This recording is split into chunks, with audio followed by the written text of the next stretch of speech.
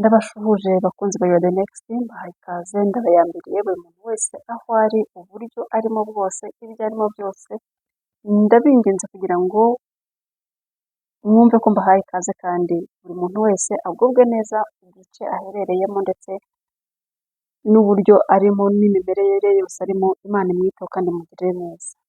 Uyu munsi rero nje kugira ngo tuganire ku nkuru y'ukuntu nagiye nkurwa ibiryo atari ukwirirwa ndya buri kanya, byaba bihari byaba bidahari, ntabwo ushobora kunyumva ndimo gutaka inzara, ntabwo ushobora kunyumva ikintu kikubwira ko nashonje, ushobora kuryama ngafatana wenda na matera cyangwa iki, ariko ntushobora kunyumva ntaka ko nshonje.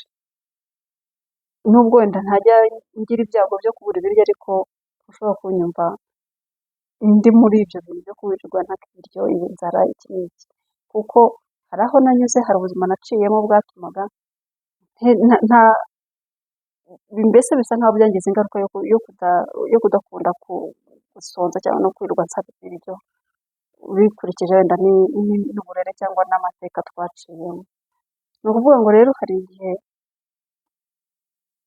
muri 1994 hari ahantu twahungiye, biba ngombwa yuko njye n'umuvandimwe wanjye aritwe tuhisanga twenyine kuko ababyeyi bacu bo bapfuye mbere.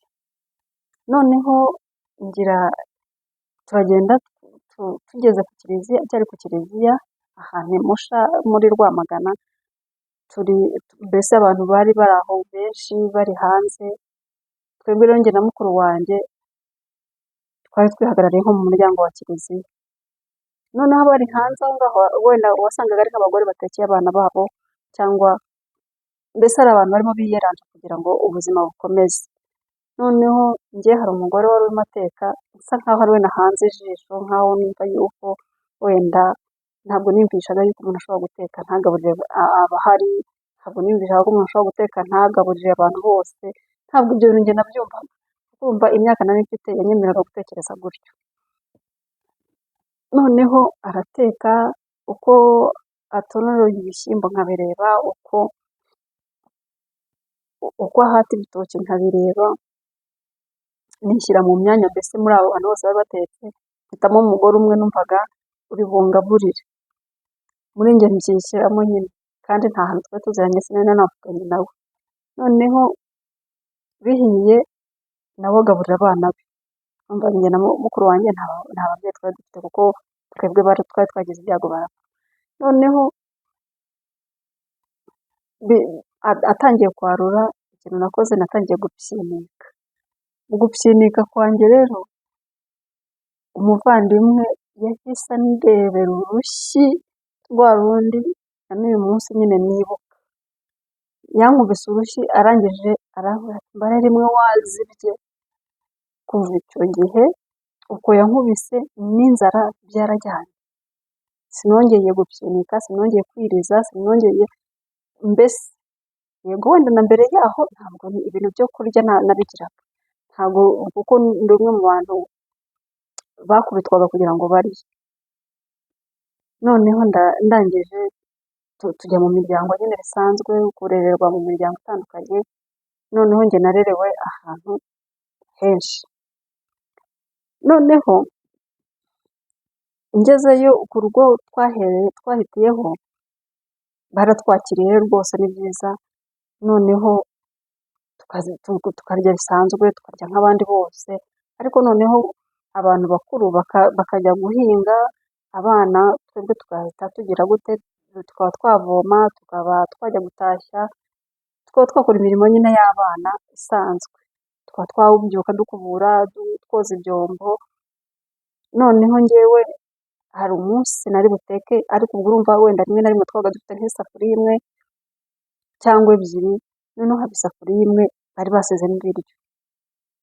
Kugira ngo nyoze rero nteke ibindi biryo, ibyo nari nsanzemo nahise mbirya. Noneho umwana waho aje abonye ndimo kurya, ikintu yankoze, yankubise urushyi, bya biryo byari biri mu itama bisohoka hanze. Ni ukuvuga ngo abantu bajya bivugisha ibiryo ngo ibiki n'ibiki, umuntu wamize ibiryo niwe uba wariye, naho utarabimira ntabwo ibyo biryo biba ari ibiki, hari uwaza akabimena. ngewe nkubise urushyi bya biryo bisohoka hanze bica mu idirishya kuko nari mpagaze mu muryango mu idirishya, kandi idirishya ryari rikinguye bihita bicamo birasohoka. Aho ni aha kabiri nakomerekejwe n'ibiryo. Kandi igiteye agahinda ntabwo ababyeyi baho babaga bazi ngo habaye iki cyangwa byagenze bite cyangwa ngo ni iki cyabaye kugira ngo uyu mwana wenda ahurwe n'ibyo biryo. Oya, ikintu cyose umuntu yankoreraga siko nahitaga nkivuga, byagorana kumva yuko nahita mbivuga. Ibyinshi nahitaga mbimirira aho ngaho, niba ari ibyo umuntu ankoze nkaceceka, ahubwo nahise numva yuko ndi imfubyi ntawe kubigira mfite. Rimwe na rimwe rero n'ababyeyi twabaga twarasigaranye nabo bari abantu bishwe n'agahinda, mbese bafite intimba ku mutima ku buryo utaza umuganira umubwira ibintu biterekeranye. Noneho mva muri urwo rugo nanone njya kurererwa mu rundi. Urwo ni urugo rwa kabiri nari ngiyemo. Rwo rero rwari ishyano. Ni ukuvuga ngo bari abantu bafite byose mu by'ukuri, ubona bameze neza, badafite ibibazo, bafite n'imirima banahinga, kuko aho hambere hari ahantu ho mu mujyi, mbese ubuzima bugoye ari no kwiranja. Ariko abantu bandi bo bari abantu ubona bifite, bafite n'ubushobozi.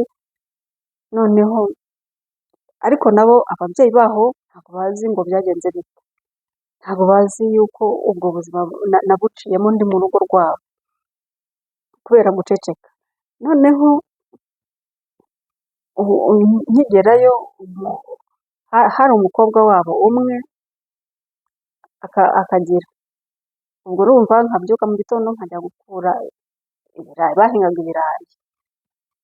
Noneho abantu wenda bari i Kigali bavuga ngo nko kuva nko ku Muhima ukajya nko gukura ibirayi nko kuri Yerika, tuvuge nko kuri hopitali ya Muhima, ukabyutsa umwana tuvuge 12:00 w'imyaka 8 akajya gukura ibirayi muvane.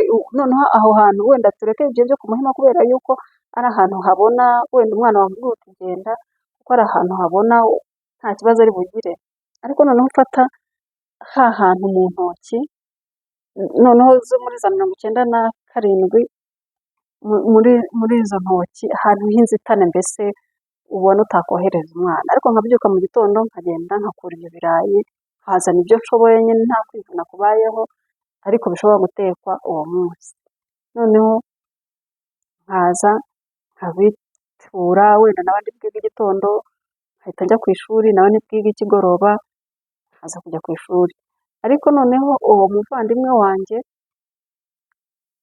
agateka, ubwo akambwira ati jya kuzana amazi, nkaba ndavudutse, akambwira ati zana kiriya gitunguru, nkakizana, mbese ambwira ati caha caha caha nk'umuntu muri kumwe mu rugo nyine. Noneho ngewe muri nge nkumva ko turi busangire, we akenshi twabaga turi babiri, noneho nkumva ko turi busangire. Arangije byamara gushya bya biryo, urumva yanshishije na hariya, byamara gushya ndabyibuka yari afite akadobo k'icyatsi, abanyeshuri nibo bakundaga kubukoresha. Noneho yarangiza akaruramo akarya, noneho n'ibisigaye yaruraga muri ako kadobo akabibika, ibisigaye mu isafuriya akicara, isafuriya yayiterekaga hagati y'amaguru ye akicara akarya, yarangiza akoza isafuriya, njyewe ubwo nyine nkaba ndumiwe bikarangiriraho. Ubwo rero impamvu iyi nkuru nayizanye, ni ahantu nari mperutse kujya bakambwira bati ko usigaza ibiryo ni ukubera iki, mbese ukabona atewe impungenge n'imirire yanjye. Urumva akenshi umuntu aba yafashe breakfast, byagera saa sita umuntu akarya.